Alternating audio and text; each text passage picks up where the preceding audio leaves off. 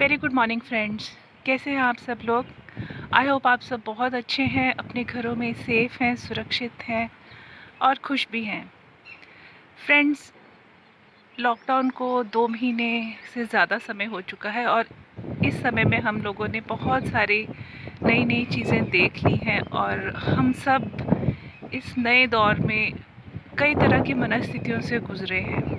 कभी-कभी मन बहुत उदास हुआ है, कभी-कभी बहुत घबराहट हुई हम सबको, कभी डर का माहौल था, कभी ऐसे था कि जॉब्स चली जानी है तो कैसे चलेगी ज़िंदगी। और इन सब हालातों में जूझते हुए ये तो मानने वाली बात है कि हम सब ने ईश्वर को ज़रूर याद किया है, क्योंकि इस समय जब दुःख की घड़ी होती है तो हमें यही लगता है कि अब हम किसको पुकारें। मंदिर, गुरुद्वारे, मस्जिद, चर्च सब बंद हैं और हर इंसान ने अपने अंदर ही ईश्वर को ज़रूर पुकारा भी है और उसकी मदद और उसके होने का एहसास भी किया होगा। तो फ्रेंड्स, जैसे-जैसे चुनौतियाँ जीवन में आती हैं वो हमें मज़बूत भी बनाती हैं और वो हमें तोड़ती भी हैं। तो इस जीवन के दौर में कभी टूटते हुए, कभी अपने टुकड़े इकट्ठे करते हुए हम आगे तो चलते ही हैं, क्योंकि जीवन की खूबसूरती इसी में ही है कि हम ज़िंदा रहें। और यूँ ही मैं एक वीडियो बना रही हूँ आपको अपनी छत से व्यू दिखाने के लिए। हमारा घर शहर के बिल्कुल आखिरी किनारे पे है और बस इसके बगल में ही गांव शुरू हो जाते हैं और हाईवे भी है। तो सामने आप देख सकते होंगे कि एक बच्चा आ रहा है रेड़ी घसीटता हुआ और इसकी रेड़ी खाली है। यहाँ पीछे एक दूर एक बड़ी सी बिल्डिंग आप देख रहे हैं, ये एक 5 स्टार होटल है जो बन रहा था और लॉकडाउन की वजह से ये भी बंद हो गया। तो इसकी कंस्ट्रक्शन के लिए गांव वगैरह से, दूर देहात से कई सारे मज़दूर आए थे जिनके रहने का बंदोबस्त यहीं इसी तरफ ही कर दिया था, जहां आप थोड़ा पानी भी देख रहे हैं। और उनके लिए झुग्गियां बनाई गई, बिजली लगाई गई है और नल हैं। तो बहुत सारे मज़दूर तो यही हैं, वो लोग अपने घरों में नहीं पहुंच पाए क्योंकि उनको आशा थी कि काम उनको यहाँ मिल जाएगा। तो अब अगली समस्या जो हमारे सभी के साथ आने वाली वो ये है कि जो आसपास अचानक से बेरोज़गारी हो गई है और डर का माहौल है, भूख का माहौल है, उसमें हम एज़ सिटीज़न्स क्या रोल अदा कर सकते हैं? क्योंकि हमारा देश समृद्ध देश तो है नहीं और ऐसा संभव नहीं है कि हम खाना खा रहे हों और हमारे आसपास के लोग भूखे हों। तो सबसे पहला जो हमें काम करना है वो यही करना है कि अगर हो सके, अगर हम समृद्ध हैं तो हमें जो हमारे आसपास बेगुनाह लोग हैं जो झेल रहे हैं, आप देखिए बहुत सारे लोग झेल रहे हैं, उनका कोई कसूर नहीं है। कहाँ से ये वायरस आया, किसने ये वायरस को फैलाया, ये सारी की सारी इंटरनेशनल स्तर पे बातें हैं और इनकी जांचें चल रही हैं। लेकिन जो गरीब लोग हैं, जो अपनी दिहाड़ी कमाते थे, उनका इसमें क्या योगदान है? कुछ भी नहीं। तो अगर हम समृद्ध हैं तो हमें अब यह हमारा नैतिक कर्तव्य ही हो जाता है कि हम अपने आसपास जो बेगुनाह लोग हैं उनकी भूख का ख्याल ज़रूर कर लें। क्योंकि 2 ही ऑप्शन होंगे, या तो हम उनकी भूख का ख्याल कर लें या फिर समाज में चोरी चकारी, हिंसा, ये घटनाओं को बढ़ता हुआ देखते रहें। आप समझ गए ना? जब इंसान के पास खाने को नहीं होता तो वो क्या करता है। तो ऐसा नहीं कि ये इसी महामारी में हुआ है, हर महामारी में क्राइम बढ़ जाता है। तो किसी भी माध्यम से अगर आप सशक्त हैं, क्योंकि आप अगर यूट्यूब देखते हैं, आपके पास वाईफाई कनेक्शंस है और एंड्रॉयड फ़ोन है, तो ऐसा तो नहीं हो सकता कि आपके पास संसाधनों की कमी होगी।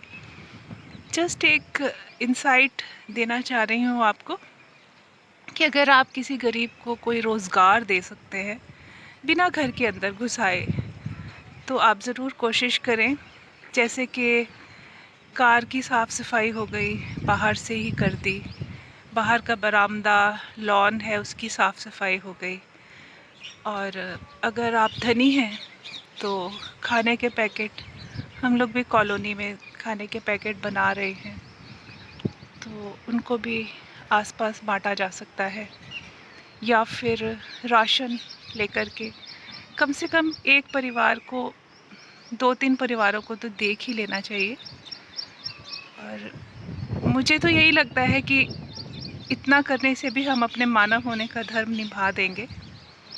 और दूसरी बात ये है कि इस प्रकार की जो आपातकालीन समस्याएं होती हैं जो मानव जाति को परेशान करती हैं, यही ऐसी समय होता है जिसमें कि हम आध्यात्मिक रूप से भी बहुत प्रगति कर सकते हैं या बहुत नीचे भी गिर सकते हैं।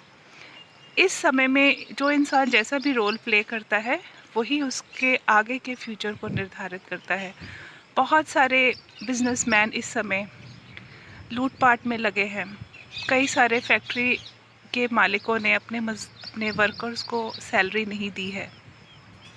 बहुत सारे स्कूलों कॉलेजों के ओनर्स ने अपने शिक्षकों को सैलरी नहीं दी और बच्चों के पेरेंट्स को प्रेशराइज कर रहे हैं कि उनको फ़ीसें दी जाए। तो आप क्या सोचते हैं कि क्या ये नैतिक है? क्या ये इंसान होने का द्योतक है? कतई नहीं। ऐसी महामारियां हर युग में आती रहीं। हर शताब्दी के आरंभ में इस प्रकार की महामारियां बहुत आई हैं और कई सारे लोगों ने अपनी कुर्बानियां भी दी और इंसान की सेवा करी और वे बहुत महान बन गए। भले ही हम उनके बारे में जानते नहीं हैं, पढ़ते नहीं हैं, लेकिन यही वे समय है जब आप महसूस कर सकते हैं कि अगर मृत्यु का तांडव धरती पर हो रहा है, आए दिन लोग लाखों की संख्या में मर रहे हैं, तो हज़ार की संख्या में लोग बाहर भी आ रहे हैं जो कभी अपने घरों से बाहर नहीं निकले और इंसान की सेवा कर रहे हैं। हमारे देश का तो धर्म ही यही है, दूसरे की सेवा करना, मानव जाति की सेवा करना। तो ऐसा नहीं है कि आप अपने घरों से बाहर निकल जाएं, अपने जीवन को खतरे में डाल करके आप जुट जाएं, लेकिन हम अपने दायरे में रहकर भी बहुत कुछ कर सकते हैं। घर में हम खाना बना सकते हैं, उसको पैक करके पुलिस को दे सकते हैं, और नहीं तो अपने घरों के आसपास जहाँ भी गरीब लोग परेशान हो रहे हैं, त्रस्त हो रहे हैं, तो उनकी मदद कर सकते हैं।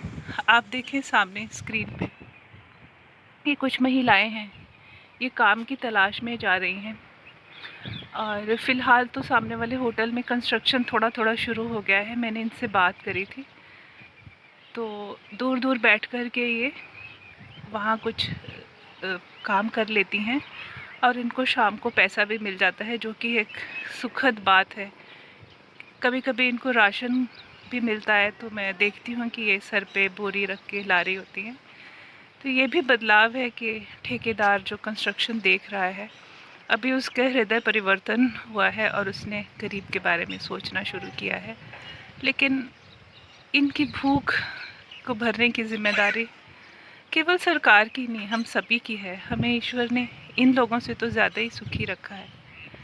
तो आइए हम एक अपने मन में एक छोटा सा प्रण कर लें और ईश्वर से प्रार्थना करें कि वे हमें शक्ति दें कि हम, और सद्बुद्धि दें कि हम दूसरों के बारे में भी सोचें और मदद के लिए आगे आएँ।